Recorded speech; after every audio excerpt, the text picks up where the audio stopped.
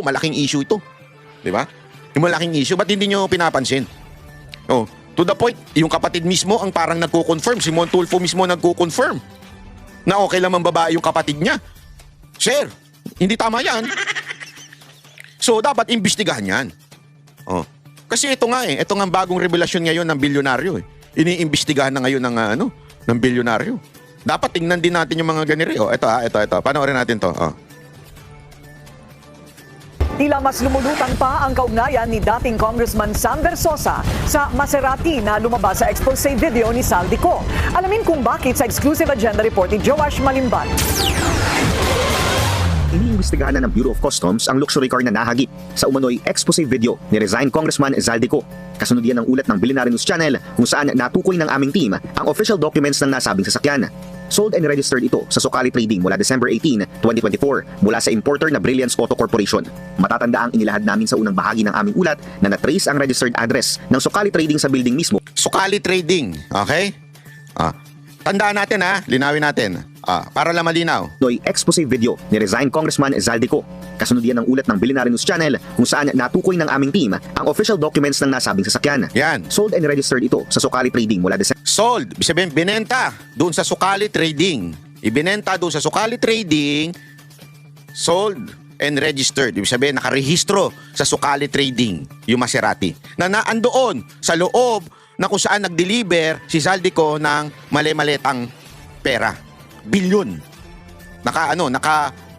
Nandun yung registration na silip ng bilyonaryo. Sukali Trading. December 18, 2024 mula sa importer na Brilliance Auto Corporation. Ang importer ay Brilliance. Tandaan na lang natin Brilliance Incorporation, BI. Yan ang importer, BI, Brilliance. At ang bumili, Sukali. Ibig sabihin, ang nag-import, Brilliance, ibinenta sa Sukali o doon nakapangalan, doon nakarehistro. Matatanda ang inilahad namin sa unang bahagi ng aming ulat na na-trace ang registered address ng Sukali Trading sa building mismo ng networking company na Front Row. So, nasa building ng Front Row yung Sukali. Okay? So, yung Sukali Trading, yung bumili nung kotse, nakatabi ang mali-malitang pera, ang bumili nun, o yung pagmamay-ari ng kotse na yun, ay, ang address ay Front Row, na alam naman natin ay kay Sam Versosa. Okay? So alam natin yan, siya ang pinuno ng Front Row. Ibig sabihin, ganito yan, para mas may paliwanag natin ng gusto. Ang bumili ng kotse na yon, o may-ari ng kotse na nasa loob ng mga maleta na pera, nasa gilid, ay walang iba kung hindi naka-address at nakatukoy kay Sam Versosa. So parang, ang tinatanong ngayon ng bilyonaryo, kotse mo ba yan? Kasi nakarehistro sa inyo yan. Sa address ninyo. Again, hindi pa sumasagot si Sam Versosa at this moment. Yan ang sabi ng bilyonaryo. Pero yan ang tinatanong ng bilyonaryo. Yang kotse na nakita na yan, nakarehistro yan sa Sukali at yung Sukali, ang address dyan mismo sa Front Row, which is yung Front Row ay pagmamayari ni Sam Versosa. O sabi nga nila, isa sa may-ari. Kasi gano'n naman ang networking usually corporation yan Co-founder nito ang celebrity at dating kongresista na si Billionario Sam Versosa. Ang kumpanyang Morena Motorsports Incorporated ang nag-iisang authorized distributor ng sasakyang Maserati sa buong bansa.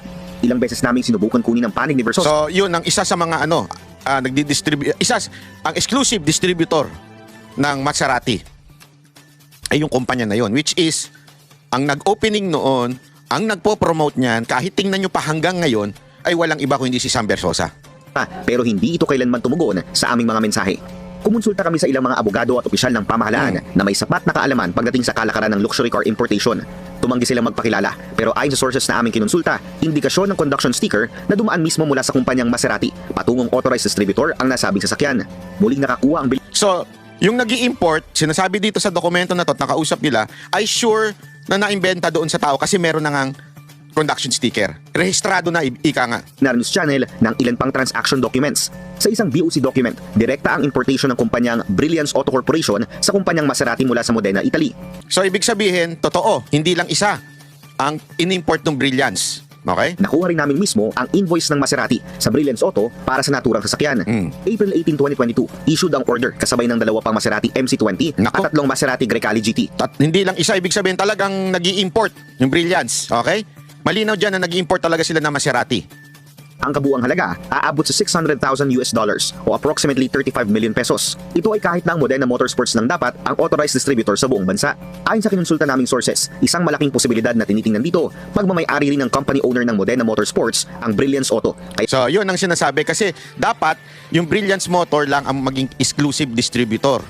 Pero parang ang sinasabi dito, ay Brilliance hindi, yung ano pala, yung isa. So parang sinasabi dito, yung Modena Motorsports ay Brilliance ay isa. Iisa lang ang may-ari. Iniba-iba lang yung pangalan.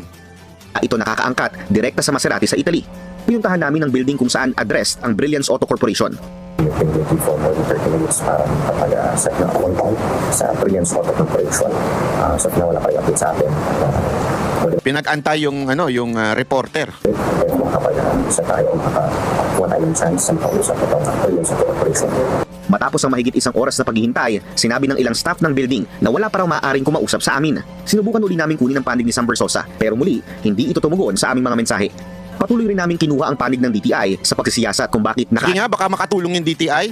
Di ba yan yung Ewan ko, siya ba yung nagsabi nung 500 na Noche Buena? Dress ang Sukali Trading sa building ng Front Row sa Quezon City, pero hindi raw muna sila magpapaunlak ng panayam. Para sa agenda, Ano kayang tinatago ng mga to? Bakit ayaw nilang itong DTI? Ayaw din ng... Kasi maintindihan ko pa yung si Sam Versosa, although dapat din siya sumagot. Pero maintindihan ko pa siya kung hindi siya magsalita. Kasi ngayon, at the moment, talunan siya, so private citizen lang siya. So kung ayaw niya sumagot at kung abogado niya sasagot, walang problema yun. Pero ito, government itong DTI, dapat sumasagot ito. Maganda dyan, bilyonaryo, FOI niya yan. Ewan ko kung gumagana pa ngayon yun. Gago! Oh, di ba? Pero kung ako kay Sam Versosa, kung wala akong tinatago, kung walang discrepancy itong mga Maserati ko, bakit hindi ko magsalita? Kasi masisira yung pangalan ng Maserati pag hindi kayo nagsalita. Di ba?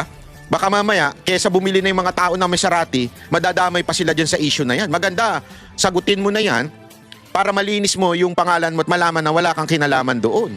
Kasi remember, yung address nung kung saan nakarehistro yung sasakyan na yun, na naan doon mismo sa maleta ay address ng iyong, alam naman natin, na pagmamay-ari o founder ka mismo doon sa front row. Pinagmamalaki mo pa nga yan.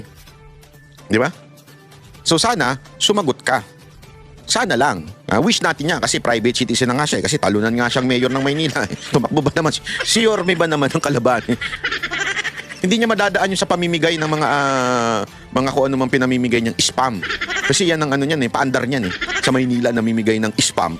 Akala niya, spam Versosa, spam. Akala niya, alam mo, iba ang kalakaran sa Maynila, hindi mo dadadaan sa ganyan. Iba kami dito sa Maynila. Ay, Totoo naman iba kami dito sa Maynila. Hindi kami nadadaan sa spam. Nadadaan kami sa isang Yorme, Isko Moreno, kung saan talaga nagtatrabaho, di ba?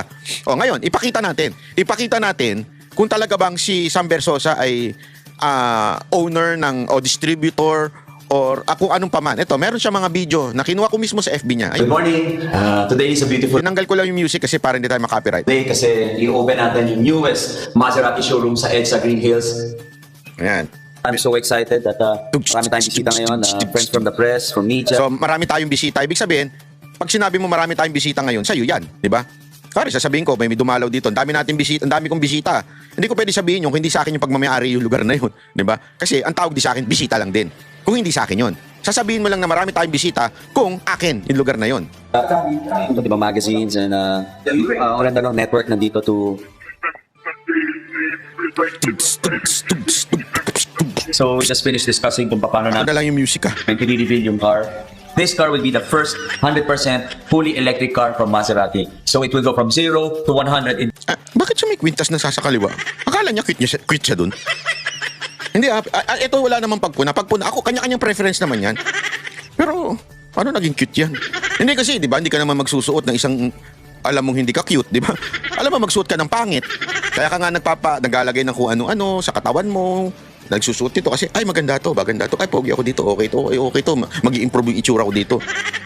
Di ba? Kaya mo nga susutin Pero bakit yun? Anong style yan? Si Prince ba yan? Kailan niyo si Prince? 2.7 seconds. Abangan niyo. Oh, galing. Palakpakan. Nako, grabe. Nako. Kailangan talaga sumagot nito ni Sam Versosa. Ito pa, isa pa. Ladies and gentlemen, I'd like to show to you the latest masterpiece of Maserati, the Maserati Gran Turismo Folgore 110th edition. Good evening, everyone. I'm really proud that we are surrounded by So, nakita nyo na, yan po, friends. yan po ay pruweba lamang na talagang ang Maserati ay ito hong nagbebenta ng Maserati sa Pilipinas ay walang iba kundi si Sam Versosa o nasa karehistro sa kanya. Okay? Kaya nga, it's not far reasoning kung mabintang sa kanya yung Maserati na naandoon sa loob ng garahe na may pera na ninakaw, di umano, dinistribute sa mga politiko. Anong ginagawa ng kotse mo doon? Sa'yo ba yung garahe? Yan yung mga katanungan eh. Sa'yo ba yung garahe? Ikaw ba ang isa sa mga nakinabang doon? Ha? Ikaw ba ang nagdi-distribute noon? Sa'yo ba tinatago ang mga pera na dinidistribute? Bakit naandoon yung kotse mo? Pwede rin naman. Malay nyo, nirentahan lang ni Zaldico. Dahil magkaibigan sila. Hindi natin alam. Kaya nga maganda niyan, Sam Versosa, kesa sa ang daldal-daldal mo dati nung panahon ng kampanya. Ang tindi ng paninira mo kay Yorme Isko Moreno. Pero itong issue na to, hindi ka makasagot. Diba? Hindi ka makasagot sa issue na ito. Bakit? Anong meron? Diba? Anong meron? At hindi ka makasagot dito sa issue na ito sa bilyonaryo. Sagutin mo ang bilyonaryo. News channel. Hindi ako. Nagtatanong sila. Ako nakikichismis lang. Ako nakikibalita lang. Kasi kung hindi mo masasagot yan, it will haunt you until your next election bid. Kung magtatakbo ka bang mayor rin ng Maynila, kapal naman ang mukha mo. Ay, hindi, pero kung tatakbo ka uli doon, mantakin mo. Yan ang tatanong sa'yo ng tao. Sino ang may-ari ng Maserati na naandoon sa loob? Kasi nakarehistro yung Maserati na yon sa isang kumpanya na ang address ay nasa front row. Sa'yo ba yan? Ha? Anong kinalaman mo dyan? Diba? Yan ang ating ano. O, bago tayo magpatuloy ha, mga kababayan, huwag niyong kakalimutan. Ano yon? Panoche Buena ni Banat Bay! Panoche buena ni Banat Bay. Panoche buena ni Banat Bay. Pag tama sagot, may kikas agad na hindi kaya ng gobyerno. May panlalait pa. Panoche buena ni Banat Bay. Panoche buena ni Banat Bay. Panoche buena ni Banat Bay. Siya na bahala sa Pasko mo, wag lang si BBM. Baka kapusin ka pa dyan. Panoche buena ni Banat Bay. Panoche buena ni Banat Bay. Panoche buena ni Banat Bay. Siya na bahala sa Pasko mo, wag lang si BBM. Baka kapusin ka pa dyan. Ayan, palakpaka. May advertisement? Ano ba yan? Oh, gusto mo bang manalo ng 500 na Panoche Buena ni Banat Bay? Manood lang ng daily vlog. At may itatanong ako sa inyo, araw-araw yan. At unang 3 mananalo, ay unang 3 makakakuha ng tamang sagot ay may tig pa 500 Gcash. Yun. So i-comment nyo lang dyan. At yung ating banateras na si Ann Harot, ang titingin dyan sa unang 3 at i-message na kayo. Pag message siya sa inyo, sumagot kayo. Pag di kayo sumagot, forfeited ang pagkapanalo ninyo. Kailangan abang-abang kayo lagi. Ha? Ibibigyan lang kayo ni Ann Harot ng isang araw, 24 oras mula nang mag-message siya. Pag di nyo sinagot, change na. Change na po. Ha? Okay? At ang matindi ho dito ay mga kababayan, meron kayong tigpa 500. No? At para naman po sa mga gustong tumulong at ibahagi ang kanilang blessing, siyempre, I will give you the opportunity to be blessed. Kasi lagi niyong tatandaan, yan ang prinsipyo ko sa buhay. Yan ang natutunan ko mula nung bata ako. It's better to give than to receive. Hindi, walang biro. Ito, patunay ko ito. It's better to give than to receive. Pag ikaw nagbe-bless ng tao, you will also be blessed. Hindi yun ang gagawin mong motibo. Pero, sabi nga ng Panginoon, sumunod ka lang, siya na magpapala sa'yo. Kaya kung gusto ninyong tumulong, napagpalain natin ang ating mga kababayan na Noche Buena, ayoko ma-involve sa pera. Kaya, ang ilalagay natin dito ay yung Gcash ni Ann Harot. Gago! Para pag hindi niya ibinigay, kasalanan niya yan, di ba? Gago! So kung gusto ninyong tumulong, pwede kayong magtulong dyan, ha? Sabihin nyo na lang dito, i-comment nyo. Banat Bay, magbibigay ako kay Ann Harot na sagot ko ang limang Panoche Buena nyo. Oh. Sisend ko dito. Oh. Sagot ko ang 10 Panoche Buena ninyo. Oh, yan. Isend nyo dyan kay Ann Harot. Yung Panoche Buena nyo lang, yung isesend nyo dyan, ha? Huwag yung isesend yung iba pang bagay, ha? Panoche Buena lang. Oh. Para sa ipapamahagi ni Ann Harot. Tapos, i-screenshot nyo, ipakita nyo sa akin, o pakita nyo kay Ann Harot para may prueba. At tapos, si Ann Harot dapat ipamahagi yun. Pag hindi pinamahagi ni Ann Harot, sabi ko sa inyo, araw-araw kung yayariin dito yan si Ann Harot. Ibubulgar ko ang address niya, nakuha ko na yung address niya. Pati yung kanyang telepono, para puntahan nyo siya dyan sa Paris, bulabugin ninyo. Okay? O, yan ha. At yan tanong na yan, itatanong ko yan unya-unya. Easy. Maya-maya itatanong natin yan. Pero pag-usapan muna natin tong issue na to bago natin itanong. Kasi itatanong ko maya-maya yan para pag nanalo kayo, yun na, mismo na. Kaugnay sa umunong ICC warrant of arrest kay Senador Bato de la Rosa at iba pang maiinit na issue, kausapin natin si DILG Secretary John Vic Rimulya.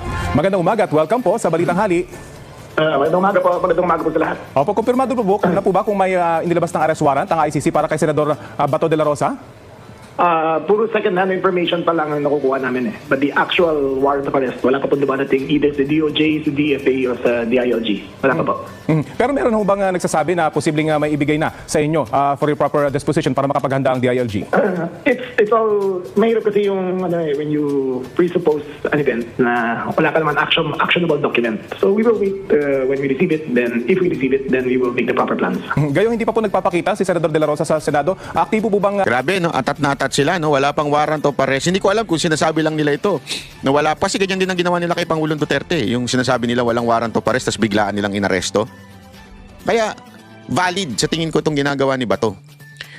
Mamaya, ipapaliwanag ko sa inyo kung bakit sablay yung komento ng isang congressman na kesyo nagmamagaling at lumabas na daw si Bato at harapin. Okay? minomonitor yung kanyang kinaroroonan ng DILG? Well, alam naman namin kung nasaan siya. Pero to this date, he is not considered a fugitive. He is not a wanted man. So, we have to play it fair and we have to play it cool. Hindi naman pwedeng basta-basta ka lang gagawa ng hindi na uso yung extrajudicial means of prosecuting the law. Dapat dyan, you do it according to the book. So, we are monitoring him. Alam namin kung nasaan siya. At hintayin lang namin kung may utos talaga ang korte, wala. Posible pong masabi ninyo kung saan po siya? Hindi. That's confidential information. Hindi pwede. Pero ang malinaw po, hindi naman po siya nagtatago sa ngayon. Well, you can consider it kasi he doesn't come out in public eh. Palipat-lipat siya ng mga bahay sa mga kaibigan niya. Tinatago siya. Tapos sa loob lang siya ng bahay. Tapos lilipat siya, iba-ibang kotse yung ginagamit. Kaya siya alam daw kung asan siya. Pautot din ito mga ton. So, I think we've monitored him in 6 different places in the last 3 weeks. In the last 3 weeks. Palipat-lipat lang siya. Sa panayam po ng unang balita kay Attorney Israelito Torion, at stake daw kasi yung personal safety ng senador. Wala raw klarong polisiya o batas yung gobyerno pagdating sa pagsuko sa halip na extradition. Ano pong masasabi niyo dito? Again, wala pa eh. We don't have a copy of the order of the ICC. So, mahirap mag-comment kung wala kang hinahawakan ng dokumento. Ano po ba magiging proseso sakaling matanggap na po ninyo yung warrant of arrest mula sa ICC? Well, kung ang proseso dyan, kung matanggap ng DFA or DOJ or Center for Transnational Crimes, according to the Supreme Court ruling on extradition, papayagan si Senator Bato to seek redress from the court. Kahit RTC, pwede siya mag-seek ng redress to... Ayan ha, tandaan nyo itong sinasabi ni Rimulya ha. Sabi ng Supreme Court, papayagan. Hindi dudukutin na katulad ng ginawa ng gobyernong ito kay Pangulong Duterte. To deal with the matter. Kung anong desisyon ng korte, ay yun ang gagawin ng gobyerno. May pending na kaso po sa Korte Suprema. May epekto ho kaya ito para sa inyo sa DILG? Sino pong may pending kaso? Ito pong pag-question sa pag-aresto noon kay dating Pangulong Duterte at nire-relate ito para kay De La Rosa. Wala naman. Walang connection yan. Actually, may clear-cut rules na ang Supreme Court. So, ayun ang susundan namin. Pagdating naman po kay dating Congressman Zaldico, ano pong reaction? Ayan, so ayan muna. Alam mo, ngayon kasi maraming sumisita kay Bato. Halimbawa na itong isang representante, baguhan po ito eh. Actually, nanalo ito dahil sa nagtitrending sa TikTok ito dahil dun sa kanyang panawagan tungkol sa manggagawa. Okay? Tungkol sa mga... Tama naman siya. Ako, in some areas, okay itong tao na to. Para sa akin ha. Kasi pinaglalaban niya yung provincial rate. Ako, ganun din ako. Gusto ko din yun. Dapat talagang pare-pareho ng rate para talagang yung mga tao ay hindi na pumupunta sa Metro Manila para magtrabaho. Tama siya dyan. Ang problema ko dito, misled itong tao na ito pagdating sa politika. Kasi nga, dahil baguhan, medyo nagmagaling ng una, hindi niya alam talaga kung anong nangyayari sa politika. Hindi niya alam kung anong panggigipit ang ginagawa ng gobyernong ito sa mga oposisyon o yung mga dating kaalyado ni Pangulong Duterte. Kaya nga bata, kung ako sa'yo, mag-aral ka muna. Huwag ka munang daldal ng daldal dahil oo, naniniwala kami doon sa prinsipyo mo, tama yun. Pero mali kasi yung application mo pagdating kay Senator Bato. Pag ordinaryong manggagawa, no work, no pay policy yan. Tapos merong mga congressman at mga senador gaya ni Bato de la Rosa na hindi na nga pumapasok at hindi gumagampan dun sa trabaho nila, nakukuha pang buo yung sahod nila. Mga boss, sabi ni Senate President Tito Soto, Eto ha, dahil daw doon sa hindi pagpasok, dapat hindi daw sumasahod. Okay, may punto siya sa part na yan. Hindi, let's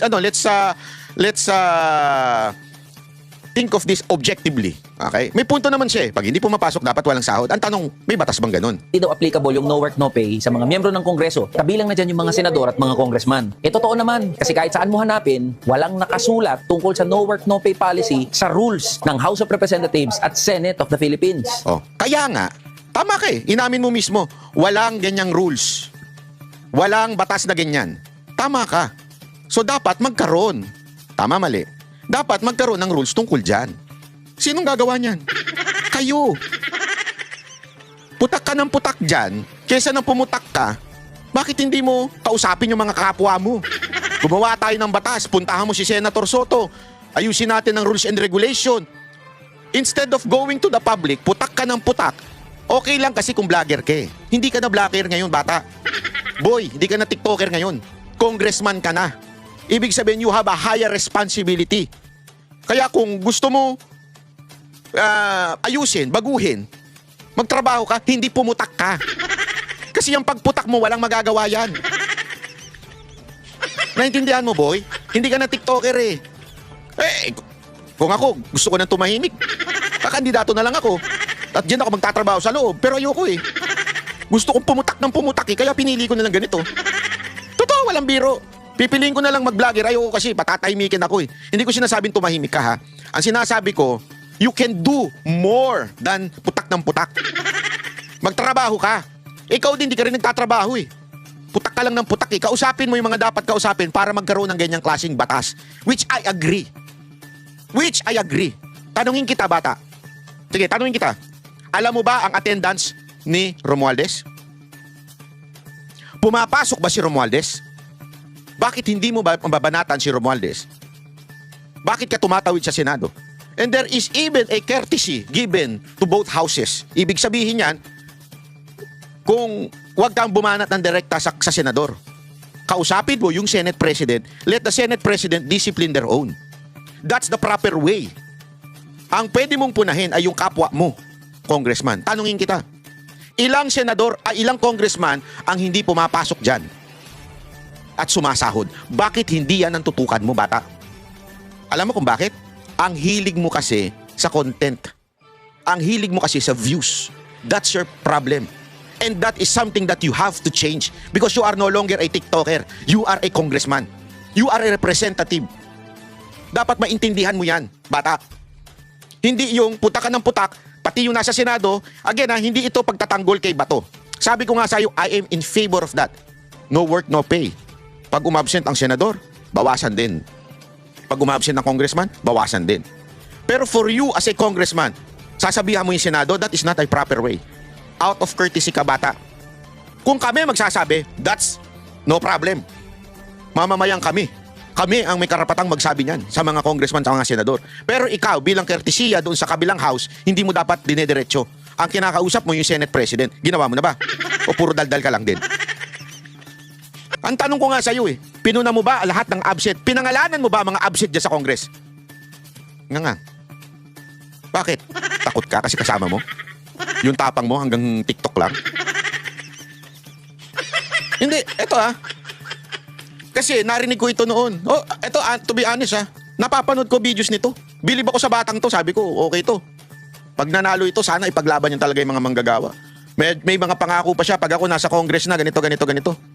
Tangin na mas matapang pa sa'yo si Kiko Si Kiko Barsaga, talagang binanatan yung mga congressman. Tangina nag-videos, alam mo, iba yung tapang ng batang yun. Gago rin talaga yun alam mo yun, yung pagkaano nun, mantakin mo mag-video siya, lapitan niya si Sandro Marcos. How's your cousin? Yun ang tapang. Yung tapang mo, tapang-tapangan lang niya sa TikTok. May effects ka pa. Ano to? Tangin pang bata? Hindi ka content creator. Sa kanya galing yung mga sound effects eh. May pangalan. Bata, ano kita? Amoy na amoy kita. Amoy na amoy kita. Yung mga ganyan mo for the content. Amoy kita, bata. Huwag ganyan. Sabi ko sa'yo, yayariin kita. Bilib ako sa prinsipyo mo, pero yung style mong ganyan for the content, tangina. Hindi ko palalagpasin yan. Sabi ko sa'yo. Ha? Pero di ba dapat di na-issue yan bilang mga halal na opisyal? Keso senador ka o congressman, dapat automatic na pumapasok ka. Oo nga, bakit si Bato lang ang binanggit mo? Lalo pa, nagpapasahod sa'yo, mga manggagawa, Tama naman siya ordinaryong dyan. Pilipino. Tama siya dyan. Isipin natin itong mga boss ha, pag ordinaryong manggagawa, no work, no pay policy yan. May bagyo o wala, may special holiday o wala, inaasahan na papasok at papasok yan. Dahil pag di siya pumasok, wala siyang kikitain. Tapos anong mababalitaan natin? Merong mga congressman at mga senador, gaya ni Bato de la Rosa, hindi niya na nagagampanan yung trabaho niya. Tingnan mo. Si Bato lang? Umattend ng mga committee hearings, gumawa ng mga batas. At itong nakaraan lang, budget deliberation sa Senado, hindi nga siya nagpakita. Tapos, buong-buo niyang makukuha yung sahod niya at mga benepisyo ng opisina niya. Tapos, ano ba naman yung maririnig namin na dahilan mo kung bakit hindi ka nagpapakita? Na meron kang kaso na inaharap at maaari na servan ka ng warrant of arrest? Ang manggagawa, ordinaryong manggagawa, kahit may problema yan o wala, may sakit yan o wala, may humahabol, may humahanting dyan o wala, papasok at papasok yan para makuha niya ng buo yung sahod niya. Sablay na naman siya dito. Akala ko ba, Senator Bato, matapang ka, harapin mo yan. Ito ha, dito kasi sablay ito eh. Ikinumpare niya sa ordinaryong Pilipino yung kaso ni Bato. Sa ordinaryong Pilipino, hindi naman ICC kumaso sa kanya. Ang kalaban niya, hindi naman po politika. Ang kalaban niya ay dahil may ginawa talaga siyang mali. O inaakusahan siyang gumawa ng mali. At sa matter of fact, there is such thing as due process. Doon sa ginawa niyang mali. Bibigyan siya ng kapagkakataon, sumagot ng counter affidavit. May mga sistema yan, questionin niya ang legality o yung venue. There are a lot of ways to do it. In other words, there's such thing as due process. Pero kay Bato, walang due process. Bakit? Kung nasabi yan. Yan ang ginawa nila kay Pangulong Duterte, na which I do not know na kung alam mo ba ang details o hindi. Malamang sa malamang, iba ang nafe-feed sa'yo. Kasi may pagka-Gen-Z ka. Pero alam mo, na illegal ang ginawa kay Pangulong Duterte. That's a extrajudicial kidnapping ang ginawa sa kanya. O extrajudicial, ang tawag doon? Extradition. Bakit? Our extradition laws says, pag hinuli, may pagkakataon pa siyang sumagot sa husgado. Pagkahuli, pwede silang bigyan ng bail for the meantime habang sinasagot yung kaso. That's the process of extrajudicial, which is confirmed by the Supreme Court. Ewan ko kung alam mo yan, bata. O nagtatanga-tangahan ka lang. O talaga sadyang tanga ka dyan. Yan ang issue doon. Ginawa na nila yan kay Pangulong Duterte. They did not give him the chance to answer in our local courts, which confirmed by the Supreme Court that it has to pass due process. Hindi ginawa kay Pangulong Duterte. Presidente yun dati. Same ICC warrant ang ibibigay kay Bato. So ibig sabihin nun, what they did before, pwede nilang gawin din ngayon.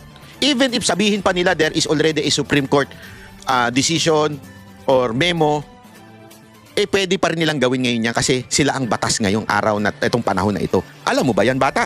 O nagtatanga-tangahan ka o tanga ka talaga? Diba? Tingnan mo na maigi. Yung issue kay Bato is political. Yung comparison mo, sablay. Yung analogy mo, sablay. Kasi di naman ICC yun eh. Iba ang ICC issue at itong mga local, sabi na nating local na criminal na inaccuse sa kanila, iba yun. Ito, politikang politika. Hindi mo alam? Huwag ka na kasi sumausaw sa politika. Ipaglaban mo na lang yung mga manggagawa. Halatang halata ka, bata eh. Don't tell me, kinain ka na rin ng sistema sa kamera. Don't tell me, nabibigyan ka na rin ng blessings dyan.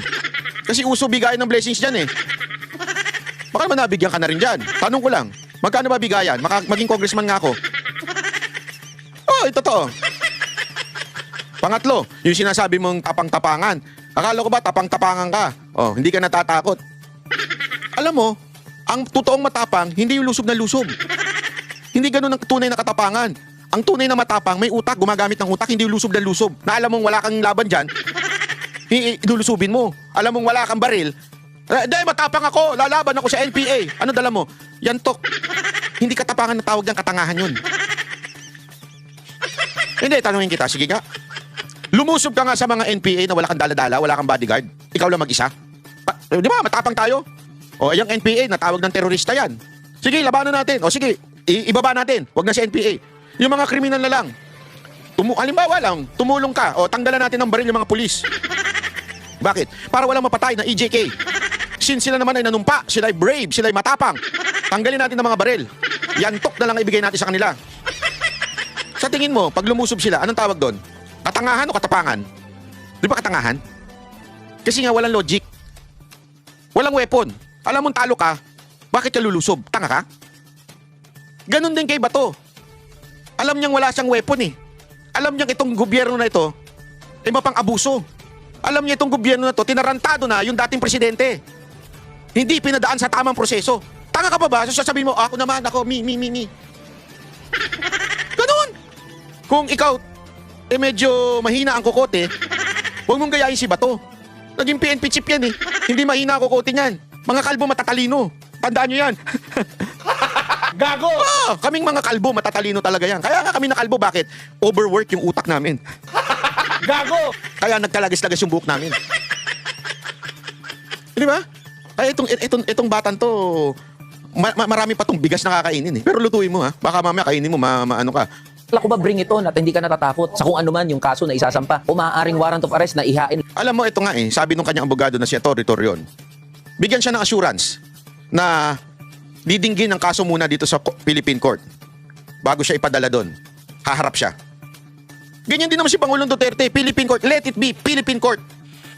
Hindi dayuhan. Tangina, sinong gago na alam mo dadaling ka sa Amerika tuloy, sa Europa, sa Netherlands, na wala kang kalaban-laban, na hindi ka pwede mag-appeal, ang gastos ng abogado, papayag ka? Tanga ka ba? Ikaw, tanga ka? Ako, tatanong lang ako. Laban sa'yo. Hindi ba unethical na yung mga kagaya mong senador? Pati na rin yung mga congressman na hindi nagpapakita, hindi po... Ba't di ka magpangalan? Si Romualdez, pumapasok? Ano eh, patunayan mo na hindi ka political. Patunayan mo na hindi ka nabibigyan diyan sa kamera. Kaya ako nagtatanong lang ako, hindi kita pinagbibintangan na nabibigyan ka. Pero alam naman natin, bali-balita sa kamera, matindi ang blessings diyan. Patunayan mo o prove to us. Hindi, baka sabihin niya ba, hindi, ikaw nag-accuse. Wala, hindi ako nag-accuse. Baka sabihin niya kasi ikaw nag-accuse, ikaw magpatunay. Hindi ako nag-accuse, bata. Yang akusasyon na yan, alam na nahuyan na hindi lamang po ako nagsabi niyan, pati yung mga congressman na nagsabi na pumirma sa impeachment ay nakatanggap. Hindi ho ako congressman nagsabi nung kapwa nila nagsabi nun.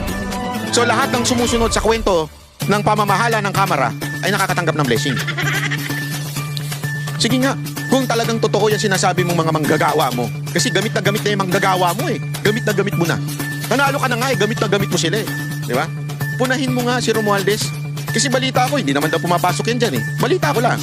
Unless mapatunayan mo sa akin pumapasok si Romualdez, mapatunayan mo sa taong bayan na pumapasok si Romualdez, kung hindi, bullshit siya sinasabi mo kay Bato. Mapasok, kumukuha pa rin ng sahod kahit walang ginagampanan na trabaho. Paalala ko lang sa inyo SG31 kayo. 300,000 kada buwan ang tinatanggap ninyo, pumasok kayo o hindi. Kung ano ang pamantayan na ginagamit sa mga ordinaryong manggagawa, ganun din dapat ang gamitin sa atin ng mga halal na opisyal. Kung no work, no pay ang isang ordinaryong manggagawa, ganun din dapat tayo. Kung sila ay nalilate at nababawasan ng trabaho dahil late nga sila, at kadalasan nag-overtime pero walang overtime pay, yung iba pumapasok pa ng Sabado, Linggo, at doon sa mga rest day nila, dapat ganun din ang asahan sa atin ng mga halal na opisyal. At sa'yo, Senator Bato de la Rosa, magpakita ka na, pasok ka na, ilabas mo yung tapang mo, wag lang puro sa press release. At sa mga kabaro natin, ng mga public official, mga Ako, ganito, Eli, ilabas mo rin yung tapang mo. Huwag kang puro daknyak. Huwag kang puro daldal. Ha? Bayot lang ang ganyan, yung puro daldal. Ilabas mo yung tapang mo, punahin mo yung leader ninyo. Punahin mo yung mga kapwa mo congressman na hindi pumapasok. Bakit si Bato lang ang focus mo? Napapaghalata ka, bata. Sa bagay, may resemblance kayo ni Romualdez. Diba? Punahin mo, labas mo din tapang mo. Punahin mo yung leader nyo. Wag lang puro si Bato. Ano to? Gaguhan? Puro si Bato? Ba't di nyo ilabas yung tapang mo? Asa na yung mga leader nyo dyan? Si Romualdez, asa na? Pumapasok ba? Ba't di mo punahin? Wala ka pala, bata eh. Pag hindi mo pinunayan, may ibig sabihin yan. Bless ka na rin. Pag hindi mo pinuna ang pag-absent ni Romualdez, bless ka na rin. Yan ang totoo. Pasko na eh. Di ba? Okay.